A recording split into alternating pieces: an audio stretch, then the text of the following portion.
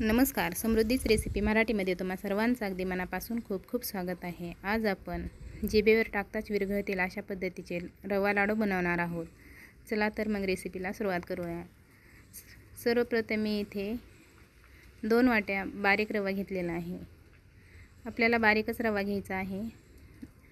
त्यानंतर ज्या वाटीने मी रवा घेतलेला आहे त्या वाटी 1.5 वाटी साखर घेतलेली आहे. गोडाचं प्रमाण तुम्ही कमी जास्त करू शकता. त्याचबरोबर 1 वाटी खोबऱ्याचा किस घेतलेला आहे. सपाट वाटी तूप घेतलेलं आहे. 1 चमचा वेलची पावडर आणि थोडेसे काजू घेतलेले आहे. त्याचबरोबर गॅसवरती कढई ठेवून मी 4 ते 5 चमचे तूप टाकलेलं आहे. तूप छान गरम झाल्याच्या नंतर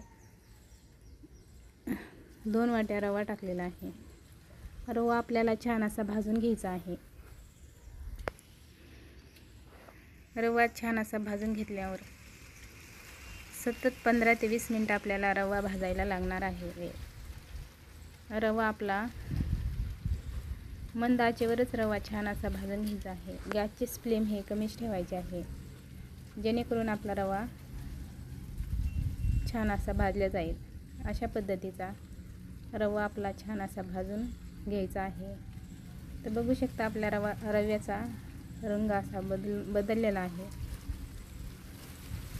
त्याचबरोबर रवा आपला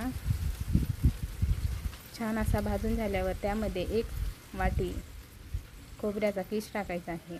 खोबऱ्याचा किसही छान असा सतत हलवून असा भाजून घ्यायचा आहे.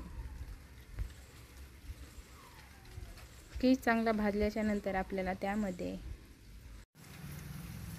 हे सर्व सतत हलवून छान असं भाजून घ्यायचं आहे. तर बघू शकता किती छान असं आपलं भाजून झालेला आहे रवा. हे रवा मी एका ताटामध्ये काढून घेणार आहे आणि त्याच कढईमध्ये मी चासणी तयार करून घेणार आहे. तर 1.5 वाटी साखर टाकलेली आहे. त्याबरोबर अर्धी वाटी मी त्यामध्ये पाणी टाकणार आहे. आपल्याला साखर छान अशी भिजवून घ्यायची आहे. पूर्ण साखर आपली त्या पाण्यामध्ये मिक्स झालेली आहे. सतत हलवून आपल्याला छान अशी ही चासणी तयार करून घ्यायची आहे.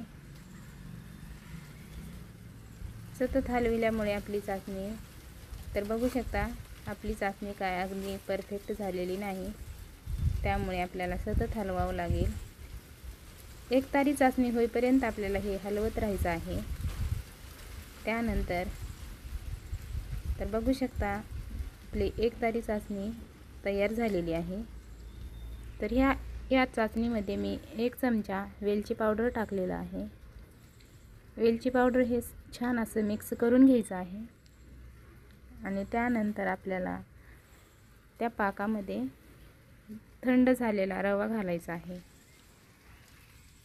रवा आपल्याला थंड झालेलाच घालायचा आहे. गरम रवा आपल्याला त्या पाकामध्ये घालायचा नाही, कारण आपले लाडू कडक होऊ शकतात. त्यामुळे थंड झालेलाच रवा आपल्याला त्यामध्ये मिक्स करून घ्यायचा आहे.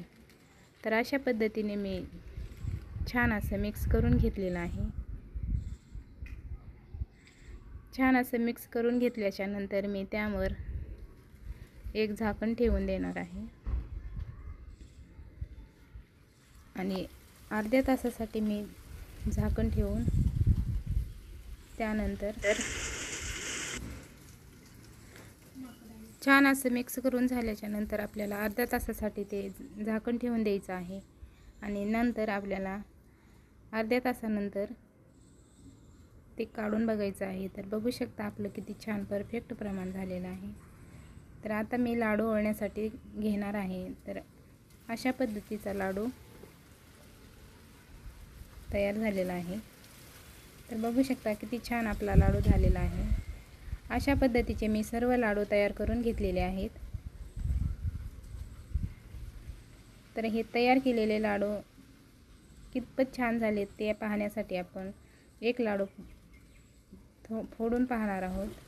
तर बघू शकता किती छान आपला लाडू अगदी परफेक्ट तर बघू शकता किती छान असा आपला लाडू तयार आहे. अशा पद्धतीची रेसिपी तुम्ही पण एकदा नक्की ट्राय करून पहा. व्हिडिओ आवडला तर लाईक, शेअर आणि सबस्क्राईब करायला विसरू नका. आणि पूर्ण व्हिडिओ पाहिल्याबद्दल धन्यवाद. पुन्हा भेटूया अशाच